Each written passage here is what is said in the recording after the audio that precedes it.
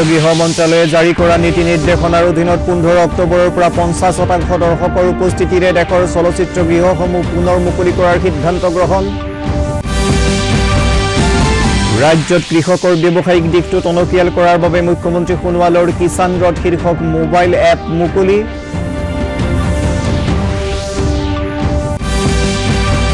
আৰু ৰাজ্যত কোভিডৰ পৰা সুস্থ হোৱা লোকৰ সংখ্যা 1,55,000ৰো অধিক। সমগ্ৰ দেশত কোভিড আক্ৰান্তৰ সংখ্যা ক্ৰমাৎ নিম্নগামী।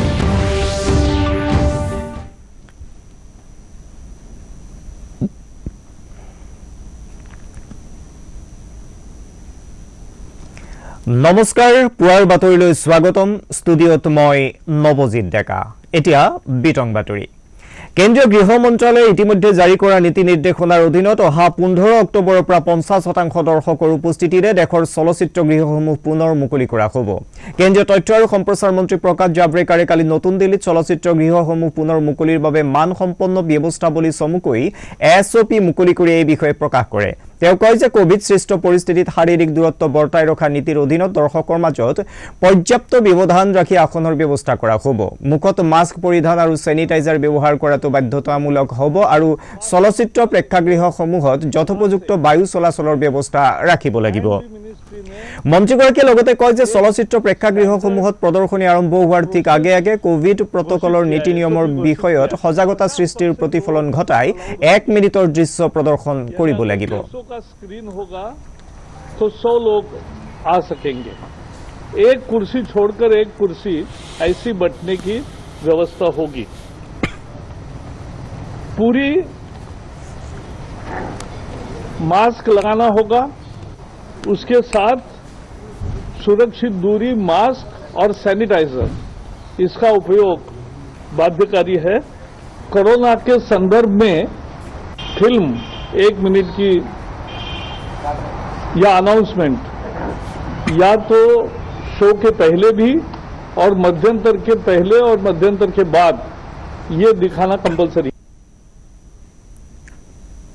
কেন্দ্ৰীয় স্বাস্থ্য মন্ত্ৰালয়ে উৎসৱৰ বতৰত কোভিড সংক্ৰমণ নিয়ন্ত্ৰণৰ প্ৰতি লক্ষ্য ৰাখি কালি নীতি নিৰ্দেশনা চমুকৈ SOP জাৰি কৰিছে। অক্টোবৰৰ পৰা ডিচেম্বৰ মাহলৈ দেশৰ বিভিন্ন ঠাইত উৎসৱ পাৰ্বণ হোৱাৰ পৰিপ্ৰেক্ষিতত বিভিন্ন স্থানৰ ধৰ্মীয় প্ৰাৰ্থনাস্থলীত মেলা, সমাৱেশ, প্ৰদৰ্শনী আৰু সাংস্কৃতিক কাৰ্যসূচীত বহু সংখ্যক লোকৰ ব্যাপক ৰূপত সমাৱেশ ঘটে। ইয়াৰ পৰিপ্ৰেক্ষিতত কোভিডৰ সংক্ৰমণ ৰোধ কৰাত গুৰুত্ব দি স্বাস্থ্য মন্ত্ৰালয়ে এনে স্থানসমূহত যথোপযুক্ত সুৰক্ষা ব্যৱস্থা গ্ৰহণত গুৰুত্ব দিছে। এই সম্পৰ্কত আমাৰ এক প্ৰতিবেদন। মেলা, সমদল, প্ৰদৰ্শনী, সাংস্কৃতিক অনুষ্ঠান আদিৰ আয়োজনৰ ক্ষেত্ৰত কেতবোৰ নীতি নিৰ্দেশনা সম্বলিত মানবিশিষ্ট পৰিচালনা বিধি মুকলি কৰে। অক্টোবৰ মাহৰ পৰা ডিচেম্বৰ মাহলৈ বিভিন্ন ধৰণৰ উৎসৱ, পাৰ্বণ, পূজা অনুষ্ঠিত হয়, য'ত মেলা, সমদল, প্ৰদৰ্শনী বা সাংস্কৃতিক অনুষ্ঠানত জনসমাগম ঘটে। মন্ত্ৰণালয়ে উল্লেখ কৰে যে এনেধৰণৰ অনুষ্ঠানসমূহৰ বাবে কোভিড-19ৰ সংক্ৰমণ ৰোধ কৰিবৰ বাবে প্ৰতিৰোধমূলক ব্যৱস্থা গ্ৰহণ কৰিব লাগিব। নিৰ্দেশনা অনুসৰি কণ্টেইনমেণ্ট এলেকাসমূহত কোনো উৎসৱৰ আয়োজনৰ অনুমতি দিয়া নহ'ব। 65 বছৰৰ ঊৰ্ধৰ ব্যক্তি, অসুস্থ ব্যক্তি, গৰ্ভৱতী মহিলা, 10 বছৰৰ তলৰ শিশুক ঘৰতে থকাৰ পৰামৰ্শ। অনুষ্ঠানসমূহৰ নিৰ্দিষ্ট সীমা নিৰ্ধাৰণ কৰি থাৰ্মেল স্ক্ৰিনিং, চেনিটাইজেশ্যনৰ ব্যৱস্থা কৰিব লাগিব। সমদল বা শোভাযাত্ৰাৰ ক্ষেত্ৰত নিৰ্ধাৰিত সংখ্যক লোকেহে অংশ ল'ব পাৰিব। সমদলকাৰীসকলে সামাজিক দূৰত্ব মানি মাস্ক পৰিধান কৰাটো বাঞ্ছনীয়। সময়ৰ ক্ষেত্ৰত ব্যৱধান বজাই ৰাখিবলৈ আৰু প্ৰৱেশৰ ক্ষেত্ৰত নিয়ন্ত্ৰণ ৰাখিবলৈ নিৰ্দেশ। কণ্টেইনমেণ্ট জোনৰ লোকসকলক ঘৰত থাকি উৎসৱ পালন কৰিবলৈ পৰামৰ্শ। CCTV কেমেৰা অনুষ্ঠানসমূহত সংস্থাপন কৰি জনসাধাৰণে সামাজিক দূৰত্ব আৰু মাস্ক পৰিধান কৰিছে নে নাই পৰ্যবেক্ষণ কৰিবলৈ নিৰ্দেশ। ধৰ্মীয় স্থানসমূহত মূৰ্তি, ধৰ্মীয় গ্ৰন্থ স্পৰ্শ কৰাত বাধা আৰোপ। সম্পূৰ্ণ কোভিড প্ৰটকল পালন কৰি এই অনুষ্ঠানসমূহত অংশ ল'বলৈ জনসাধাৰণক আহ্বান জনাইছে গৃহ মন্ত্ৰণালয়ে। News desk, DD Assam.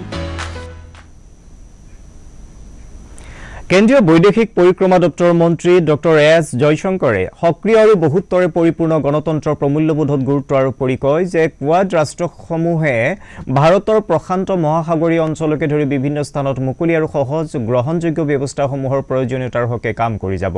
জাপানৰ ৰাজধানী টকিঅ'ত কালি অনুষ্ঠিত দ্বিতীয় কোৱাড বিদেশ মন্ত্ৰী পৰ্যায়ৰ বৈঠকত উদ্বোধনী ভাষণ প্ৰদান কৰি ডক্টৰ জয়শংকৰে এই বিষয়ে প্ৰকাশ কৰে। তেওঁ কয় যে কোৱাডৰ সদস্য ৰাষ্ট্ৰসমূহে সীমান্তৰ অখণ্ডতা আৰু সাৰ্বভৌমত্ব তথা শান্তিপূৰ্ণ প্ৰস্তাৱৰ জৰিয়তে অঞ্চলসমূহৰ বিতৰ্কিত বিষয়সমূহ সমাধান কৰি নীতিভিত্তিক আন্তঃৰাষ্ট্ৰীয় আধাৰ স্বচ্ছতা আৰু আন্তঃৰাষ্ট্ৰীয় সাগৰ স্থানত জাহাজ চলাচলৰ স্বাধীনতা আদি বিষয়সমূহ সহযোগিতাৰ মাজেৰে সম্পন্ন কৰিব লাগিব মন্ত্ৰীগৰাকীয়ে কয় যে ভাৰত আমেৰিকা যুক্তৰাষ্ট্ৰ জাপান আৰু অষ্ট্ৰেলিয়াকে ধৰি 4 স্কোৱাড ৰাষ্ট্ৰৰ সদস্যসকলে নিজ নিজ স্বাৰ্থজড়িত বিষয়সমূহত গুৰুত্ব দি নিৰাপত্তা বৃদ্ধি আৰু অৰ্থনৈতিক সুব্যৱস্থা গঢ়ি তোলাত অধিক যত্নপৰ হ'ব লাগিব ডক্টৰ জয়শংকৰে ভাৰতৰ প্ৰশান্ত মহাসাগৰীয় ধাৰণাৰ দ্বাৰা বিশাল গ্ৰহণযোগ্যতাৰ সৃষ্টি হোৱাত সন্তোষ প্ৰকাশ কৰে তেওঁ লগতে চাৰিওখন ৰাষ্ট্ৰৰ বিদেশ মন্ত্ৰীসকলৰ এই বৈঠকৰ জৰিয়তে বিশ্বায়তনিক মহামাৰী বিশেষকৈ সাম্প্ৰতিক কোভিড-19 নিয়ন্ত্ৰণত সহযোগিতাৰ অগ্ৰসৰ হ'বলৈ আহ্বান জনায়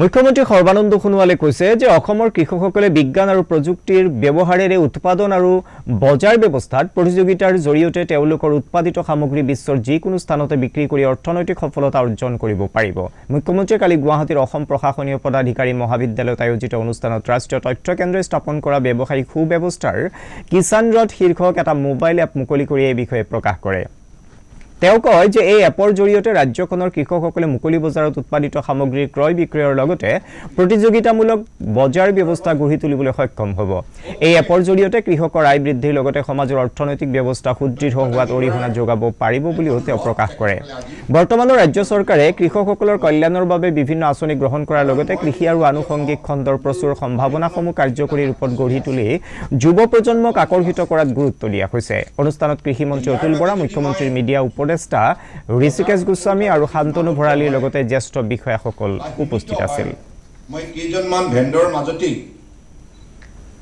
ইচ্ছা নাথাকিলেও বিক্ৰী কৰিব লগা হয় যদিও বা উন্নত মানদণ্ডৰ মোৰ শাক পাচলি বা ভাল কোৱালিটি মই প্ৰডাকশ্যন কৰাৰ পাছতো উচিত মূল্যৰ পৰা মই বঞ্চিত হওঁ ইয়াৰ বাবে যদি এখন মুকলি বজাৰ মই পাওঁ আৰু তাত গ্ৰাহকসকলে যদি মোৰ বাৰীখনৰ উৎপাদিত সামগ্ৰীৰ ক্ষেত্ৰত বিচাৰ বিবেচনা কৰাৰ যদি তেখেতসকলে সুযোগ পায় আৰু তেখেতসকলে ৰুচিবোধৰ মতে যদি অৰ্ডাৰ প্লেচ কৰে ইচ্ছা প্ৰকাশ কৰে ক্ৰয় কৰাৰ তেতিয়াহ'লে মই ভবাৰ দৰে এটা মূল্যৰ বিনিময়ত সেইখিনি মই বিক্ৰী কৰিব পাৰোঁ অসম প্ৰশাসনীয় পদাধিকাৰী মহাবিদ্যালয়ত কালি বিয়লি সাংবাদিকৰ সৈতে হোৱা মত বিনিময়ত ৰাজ্যৰ মুখ্য সচিব কুমাৰ সঞ্জয় কৃষ্ণই ঘোষণা কৰে যে এতিয়াৰে পৰা ৰাজ্য চৰকাৰৰ সকলো বিভাগৰ খালী পদসমূহৰ নিযুক্তিৰ বাবে পৰীক্ষা বিশ্ববিদ্যালয়সমূহৰ যোগেদি অনুষ্ঠিত কৰা হ'ব যিবিলাক ৰিক্ৰুটমেণ্ট আছে বহুত ডিপাৰ্টমেণ্টৰ আছে কালি মই অসমৰ যিখন 5খন ইউনিভাৰ্চিটিৰ ভাইচ চেঞ্চেলাৰৰ লগত কথা পাতিছিলোঁ মহোদয় মুখ্যমন্ত্ৰী ডাঙৰীয়াৰ ডাইৰেকশ্যন মতে আৰু তাৰপিছত মই ৰেজিষ্টাৰ আৰু কণ্ট্ৰলাৰ অফ এক্সামিনেশ্যনক মাতিছিলোঁ ডিপাৰ্টমেণ্টৰ লগত বহি কথা পতা হ'ল এতিয়া যিমানখিনি ৰিক্ৰুটমেণ্ট আছে আমাৰ অসমৰ ডিপাৰ্টমেণ্ট ৱাইজ ইনক্লুডিং পুলিচ এই সকলোবিলাক ইউনিভাৰ্চিটিবিলাকৰ থ্ৰুদি কৰা হ'ব ভাৰত আৰু ম্যানমাৰে যোগাযোগ প্ৰকল্প সামৰ্থ্য সবলীকৰণ শক্তি আৰু বিদ্যুতৰ ক্ষেত্ৰত দ্বিপাক্ষিক সহযোগিতা শক্তিশালী কৰাত গুৰুত্ব দিছে যোৱা 4 অক্টোবৰৰ পৰা দুদিনীয়াকৈ ম্যানমাৰত অনুষ্ঠিত ভাৰত আৰু ম্যানমাৰৰ মুখ্য সেনাধ্যক্ষ জেনেৰেল মনোজ নাৰাভানে আৰু বিদেশ সচিব হৰ্ষবৰ্ধন শৃংলাই ম্যানমাৰৰ ষ্টেট কাউন্সিলৰ আং সান চুকি আৰু প্ৰতিৰক্ষা বাহিনীৰ মুখ্য সেনাধ্যক্ষ জেনেৰেল মিন আং হেলিং তথা জ্যেষ্ঠ সামৰিক আৰু সেনাবাহিনীৰ বিষয়াসকলৰ মাজত হোৱা আলোচনাত এই সিদ্ধান্ত গ্ৰহণ কৰা হয় বৈঠকৰ অন্তত ভাৰতৰ বৈদেশিক পৰিক্ৰমা মন্ত্ৰালয়ে জাৰি কৰা প্ৰেছ বিজ্ঞপ্তি অনুসৰি ভাৰত আৰু ম্যানমাৰে অৰ্থনৈতিক আৰু বাণিজ্যিক সহযোগিতা অধিক সুদৃঢ় কৰাৰ লগতে জনসাধাৰণৰ মাজত সাংস্কৃতিক বিনিময় শক্তিশালী কৰাত সামৰিক বাহিনীৰ তিনিওটা গোটৰ মাজত বহল ভিত্তিত প্ৰতিৰক্ষা বিনিময় অব্যাহত ৰখাত সন্মতি প্ৰকাশ কৰে বৈঠকত দুয়োখন দেশে সাম্প্ৰতিক কোভিড-19 মহামাৰীৰ প্ৰত্যাহ্বানৰ মুখোমুখি হোৱা ক্ষেত্ৰত সহযোগিতা অধিক শক্তিশালী কৰাত গুৰুত্ব আৰোপ কৰে কোভিডৰ বিৰুদ্ধে যুঁজ দিয়াত ম্যানমাৰৰ সহযোগিতাৰ প্ৰতীক হিচাপে ভাৰতে ম্যানমাৰৰ ষ্টেট কাউন্সিলৰ আং সান চুকিক 3000 ৰেমডিচিভিৰ ঔষধ প্ৰদান কৰে অসমত কালিৰ দিনটোত কোভিড ৰোগত আক্ৰান্ত হৈ 18 গৰাকী লোকৰ মৃত্যু হৈছে ইয়াকে লৈ ৰাজ্যখনত কোভিডত মৃত্যু হোৱা লোকৰ সংখ্যা 778 গৰাকীলৈ বৃদ্ধি পাইছে কালি মৃত্যু হোৱা লোকসকলৰ ভিতৰত কামৰূপ মহানগৰ জিলাৰ 3 গৰাকী, ডিব্ৰুগড়, চিৰাং, গোলাঘাট আৰু শিৱসাগৰ জিলাত 2 গৰাকীকৈ আৰু নগাঁও, বৰপেটা, যোৰহাট, কাছাৰ, শোণিতপুৰ, ধুবুৰী আৰু বঙাইগাঁও জিলাত 1 গৰাকীকৈ লোকৰ মৃত্যু হৈছে। আনহাতে কালিৰ দিনটোত বিভিন্ন কোভিড হাস্পতালত চিকিৎসাধীন হৈ থকা 1586 গৰাকী লোক সুস্থ হৈ উঠিছে। ইয়াকে লৈ ৰাজ্যখনত কোভিডৰ পৰা সুস্থ হোৱা লোকৰ সংখ্যা 1,55,074 গৰাকী হৈছে। অৱশ্যে 33,047 গৰাকী লোক এতিয়াও বিভিন্ন কোভিড হাস্পতালত চিকিৎসাধীন হৈ আছে। কালিৰ দিনটোত ৰাজ্যখনত 1,184 গৰাকী লোক কোভিডত আক্ৰান্ত হোৱা বুলি নিশ্চিত হৈছে। 31,780 গৰাকী লোকৰ দেহত নমুনা পৰীক্ষা কৰাৰ পাছত এই লোককেইজনৰ দেহত কোভিডৰ উপস্থিতি ধৰা পৰে। ইয়াৰ ভিতৰত কামৰূপ মহানগৰ জিলাৰ 270 গৰাকী আৰু যোৰহাট জিলাৰ 103 গৰাকী লোক কোভিডত আক্ৰান্ত হৈছে। দেশত যোৱা 2 সপ্তাহত কোভিড আক্ৰান্তৰ সংখ্যা হ্ৰাস পাই অহা পৰিলক্ষিত হৈছে। কেন্দ্ৰীয় স্বাস্থ্য মন্ত্ৰালয়ৰ সূত্ৰত প্ৰকাশ কৰা হৈছে যে জনসাধাৰণৰ অহৰহ মাস্ক পৰিধান কাৰ্যকৰী আৰু সক্ৰিয়ভাৱে কোভিডৰ বিৰুদ্ধে সজাগতা সৃষ্টিৰ জৰিয়তে দেশত কোভিড আক্ৰান্তৰ সংখ্যা নিম্নগামী হৈ আহিছে আৰু এতিয়ালৈকে 9,19,023 গৰাকী কোভিড আক্ৰান্ত লোক চিকিৎসাধীন হৈ আছে। আনহাতে দেশত কোভিড আৰোগ্যৰ হাৰ 84.70% বৃদ্ধি পাইছে। এতিয়ালৈকে 56,62,490 জন লোকে কোভিডৰ পৰা সুস্থতা লাভ কৰিছে। বিশ্বৰ ভিতৰতে আৰোগ্য লাভৰ ক্ষেত্ৰত ভাৰত শীৰ্ষত থাকিবলৈ সমৰ্থ হৈছে বুলি স্বাস্থ্য মন্ত্ৰালয়ৰ সূত্ৰত কোৱা হৈছে। যোৱা 24 ঘণ্টাত দেশত 61,267 জন লোক কোভিডত আক্ৰান্ত হৈছে আৰু ইয়াকে লৈ আক্ৰান্তৰ সংখ্যা 65,85,082 লৈ বৃদ্ধি পাইছে। কালিৰ দিনটোত দেশত 884 জন লোকৰ কোভিডত মৃত্যু ঘটাত এতিয়ালৈকে মৃত্যুৰ সংখ্যা 1,03,569 হৈছেগৈ। দেশে কোভিডৰ নমুনা পৰীক্ষাত অভিলেখ সৃষ্টি কৰিছে। এতিয়ালৈকে দেশত প্ৰায় 8,11,00,000 লোকৰ কোভিড নমুনা পৰীক্ষা কৰা হয়। এই সংখ্যা অন্য দেশসমূহৰ তুলনাত অধিক বিবেচিত হৈছে। যোৱা 24 ঘণ্টাত দেশত 11,00,000 লোকৰ কোভিড নমুনা পৰীক্ষা সম্পন্ন কৰা হয়। কেন্দ্ৰীয় চৰকাৰ আৰু ভাৰতীয় চিকিৎসা গৱেষণা পৰিষদে সমগ্ৰ ৰাজ্যজুৰি কোভিড পৰীক্ষাৰ সুচল আন্তঃগাঁথনিৰে পৰীক্ষা সম্পন্ন কৰাটো অব্যাহত ৰাখিছে। উল্লেখযোগ্য যে দেশত ব্যাপক হাৰত কোভিড নমুনা পৰীক্ষা কৰা হৈছে যদিও পজিটিভৰ হাৰ নিম্নগামী হৈ সম্প্ৰতি 8.2% আছে। মণিপুৰ, বিহাৰ, গুজৰাট, উত্তৰ প্ৰদেশ, ঝাৰখণ্ড আৰু তেলেংগানাত অন্য ৰাজ্যসমূহৰ তুলনাত কোভিড আক্ৰান্তৰ হাৰ ন্যূনতম হৈ আছে। কেন্দ্ৰীয় বাণিজ্য আৰু উদ্যোগ মন্ত্ৰী পীয়ূষ গোয়েলে কালি নতুন দিল্লীত ৰাষ্ট্ৰীয় ষ্টাৰ্টআপ বঁটাৰ প্ৰথম সংস্কৰণৰ ফলাফলসমূহ ঘোষণা কৰে। কৃষি, শিক্ষা, উদ্যোগ প্ৰযুক্তি, শক্তি, বিত্ত, স্বাস্থ্য, উদ্যোগ আৰু চহৰীয়া সেৱাকে ধৰি 12টা বিভিন্ন খণ্ডত উৎকৃষ্টতাৰ ভিত্তিত বঁটাসমূহ প্ৰদান কৰা হ'ব। অনুষ্ঠানত মন্ত্ৰীগৰাকীয়ে কয় যে এই উন্নয়নী বঁটাসমূহে ষ্টাৰ্টআপ কাৰ্যসূচীৰ জৰিয়তে নতুন উদ্ভাৱনী ধাৰণা স্থাপনত যুৱ উদ্যোগীসকলক আকৰ্ষিত আৰু উদ্যমী কৰি তোলাত সহায়ক হ'ব। তেওঁ কয় যে ভাৰতে সম্প্ৰতি বিশ্বৰ ভিতৰত তৃতীয় বৃহৎ ষ্টাৰ্টআপ ব্যৱস্থা হিচাপে নিজকে প্ৰতিষ্ঠিত কৰিব পাৰিছে।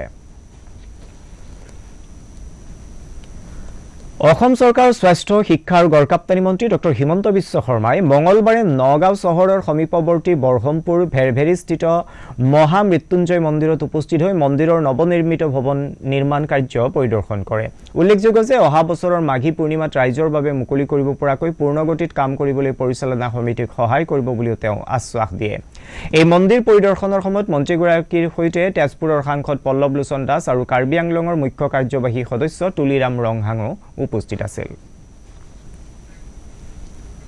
এনচিচিৰ উত্তৰ পূৰ্বাঞ্চলৰ অতিৰিক্ত মহানিৰ্দেশক মেজৰ জেনেৰেল অনন্ত ভূঞাই কালি এনচিচিৰ ভূমিকাৰ সন্দৰ্ভত অসম চৰকাৰৰ মুখ্য সচিব কুমাৰ সঞ্জয় কৃষ্ণৰ সৈতে বাৰ্তালাপ কৰে। বাৰ্তালাপৰ সময়ত মহানিৰ্দেশকগৰাকীয়ে ৰাষ্ট্ৰৰ গঠন, সামূহিক উন্নয়ন আৰু চৰকাৰৰ অন্যান্য উন্নয়নমূলক কাৰ্যসূচীসমূহত এনচিচিৰ কেডেটসকলৰ অংশগ্ৰহণৰ জৰিয়তে পাব পৰা অপৰিসীম সম্ভাৱনাৰ দিশটোৰ ওপৰত গুৰুত্ব দিয়ে। তেওঁ লগতে অসম চৰকাৰৰ বিভিন্ন উন্নয়নমূলক কাৰ্যসূচীসমূহত অংশগ্ৰহণৰ ইচ্ছা প্ৰকাশ কৰি এনচিচি বাহিনীৰ অন্যান্য কাৰ্যকলাপৰ বিষয়েও উল্লেখ কৰে। ৰাষ্ট্ৰীয় ক্লিনিকেল ব্যৱস্থাপনা প্ৰটকলৰ আধাৰত কোভিড-19ৰ আয়ুৰ্বেদ আৰু যোগ ব্যৱস্থাপনাৰ এক মাইলৰ খুঁটি হিচাপে চিহ্নিত কোভিড-19ৰ খৰতকীয়া উদ্ভাৱনৰ সঁহাৰিৰে কালি কেন্দ্ৰীয় স্বাস্থ্য মন্ত্ৰী ডক্টৰ হৰ্ষবৰ্ধনে ক্লিনিকেল মেনেজমেণ্ট প্ৰটকল মুকলি কৰে। কেন্দ্ৰীয় স্বাস্থ্য মন্ত্ৰী ডক্টৰ হৰ্ষবৰ্ধন আৰু বিজ্ঞান প্ৰযুক্তি দপ্তৰৰ মন্ত্ৰী শ্ৰীপদ নায়কে নতুন দিল্লীত এই ব্যৱস্থাপনা মুকলি কৰে। অনুষ্ঠানত নীতি আয়োগৰ উপাধ্যক্ষ ডক্টৰ ৰাজীৱ কুমাৰ বিশিষ্ট অতিথি হিচাপে উপস্থিত থাকে। এই প্ৰটকল মুকলিৰ বিষয়ত গুৱাহাটীৰ বেলতলাৰ গেষ্ট্ৰ ইনষ্টেটিনেল ডিছঅৰ্ডাৰ আয়ুৰ্বেদিক গৱেষণা প্ৰতিষ্ঠানত এই বিষয়ে আজি এখন সংবাদমেল অনুষ্ঠিত কৰা হয়। সংবাদমেলত কোভিড-19 ব্যৱস্থাপনা প্ৰটকলৰ ক্ষেত্ৰত ৰাজ্য চৰকাৰে কাৰ্যকৰী ব্যৱস্থা গ্ৰহণ কৰিব। কেন্দ্ৰীয় ৰেল আৰু বাণিজ্য তথা উদ্যোগ মন্ত্ৰী পীয়ূষ গোয়েলে ৰেলৱেৰ কয়লাৰ ব্যৱসায় সুদৃঢ় কৰাৰ লক্ষ্যৰে কালি কয়লা আৰু শক্তি খণ্ডৰ শীৰ্ষস্থানীয় নেতৃবৰ্গৰ লগত এখন সভাত মিলিত হয়। সভাত তেওঁ এই খণ্ডৰ অধিক উন্নতিৰ বাবে কেতবোৰ দিহা পৰামৰ্শ প্ৰদান কৰে। উল্লেখযোগ্য যে ৰেলৱেৰ দ্বাৰা পৰিবাহিত সামগ্ৰীৰ ভিতৰত কয়লাৰ পৰিমাণ প্ৰায় 50% আৰু যোৱা বছৰত ৰেলৱেৰ দ্বাৰা পৰিবাহিত মুঠ 1210 নিযুত টন সামগ্ৰীৰ ভিতৰত কয়লাৰ পৰিমাণ আছিল 587 নিযুত টন। মন্ত্ৰীগৰাকীয়ে ৰেলৱে শক্তি আৰু কয়লা খণ্ডৰ সৰ্বোচ্চ বিকাশ নিশ্চিত কৰাৰ বাবে তিনিওটা ক্ষেত্ৰৰ প্ৰতিষ্ঠানসমূহৰ মাজত সমন্বিত পৰিচালনাৰ বাবেও আহ্বান জনায়। কামৰূপ জিলা ধপাত নিয়ন্ত্ৰণ কোষ আৰু অসম কেঞ্চাৰ কেয়াৰ ফাউণ্ডেশ্যনৰ লগতে টাটা ট্ৰাষ্টৰ সহায়ত কালি কামৰূপ জিলা সদৰ আমিন গাঁৱৰ যুৱ বিকাশ কেন্দ্ৰত ধপাত সেৱনৰ জৰিয়তে কোভিড-19 ভাইৰাছৰ ক্ষেত্ৰত উদ্ভৱ হ'ব পৰা বিপৰ্যয়ৰ সন্দৰ্ভত এখন সাংবাদিক কৰ্মশালা অনুষ্ঠিত কৰা হয়। কৰ্মশালাত কামৰূপ জিলা ধপাত নিয়ন্ত্ৰণ কোষৰ নোডেল বিষয়া doctor Amiya Kumar Das, health care manager Richa Sharma, তথ্য আৰু জনসংযোগ বিষয়া প্ৰণৱ দাস আৰু মেনেজাৰ সঞ্জীৱ বোথ্ৰাসহ কেইবাগৰাকীও বিষয়া উপস্থিত থাকে। উল্লেখযোগ্য যে ভাৰতবৰ্ষত প্ৰতি বছৰে 10 লাখ লোকৰ ধপাত ব্যৱহাৰৰ ফলত মৃত্যু হোৱাৰ লগতে অসমত প্ৰতি বছৰে 34,000 লোকৰ মৃত্যু হয়। কাৰ্বি আংলঙৰ সদৰ ডিফুত থকা কাৰ্বি ৰিছু আদৰবাৰ কাৰ্যালয়ত কালি কাৰ্বি আদৰবাৰৰ এখন সংবিধান উদ্বোধনী সভা অনুষ্ঠিত হয়। এই উপলক্ষে আদৰবাৰৰ সভাপতি অজিত টিমুঙৰ অধ্যক্ষতাত অনুষ্ঠিত সভাত মুখ্য অতিথি হিচাপে অংশগ্ৰহণ কৰি কাৰ্বি সাংস্কৃতিক সমাজৰ সভাপতি চন্দ্ৰ সিং ক্ৰয়ে আগবঢ়োৱা ভাষণত 1940 চনত আত্মপ্ৰকাশ কৰা কাৰ্বি আদৰবাৰৰ সতীৰ্থসকলে কাৰ্বি জনজাতিক একত্ৰিত কৰিবলৈ চলোৱা অভিযানৰ বৰ্ণনা তুলি ধৰে। সভাত কাৰ্বি আদৰবাৰৰ সংবিধানখন উদ্বোধন কৰে আদৰবাৰৰ সভাপতি অজিত টিমুঙে। বাতৰি শেষ হোৱাৰ আগতে প্ৰধান বাতৰিসমূহ আকৌ এবাৰ। কেন্দ্ৰীয় গৃহ মন্ত্ৰালয়ে জাৰি কৰা নীতি নিৰ্দেশনাৰ অধীনত 15 অক্টোবৰৰ পৰা 50% দৰ্শকৰ উপস্থিতিৰে দেশৰ চলচ্চিত্ৰ গৃহসমূহ পুনৰ মুকলি কৰাৰ সিদ্ধান্ত গ্ৰহণ। ৰাজ্যত কৃষকৰ ব্যৱসায়িক দিশটো টনকিয়াল কৰাৰ বাবে মুখ্যমন্ত্ৰী সোণোৱালৰ কিষাণ ৰথ শীৰ্ষক মোবাইল এপ মুকলি।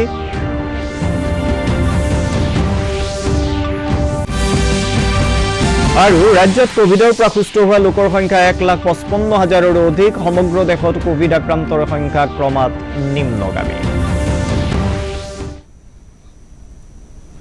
বাতৰিৰ পৰা বিদায় লোৱাৰ আগেয়ে এটা কথা মনত পেলাই দিছো, কৰোনাক পৰাস্ত কৰিবলৈ সামাজিক দূৰত্ব বজাই ৰাখক, সঘনাই হাত ধুই থাকক আৰু সঠিকভাৱে মাস্ক পিন্ধিবলৈ নাপাহৰিব। Mask up India.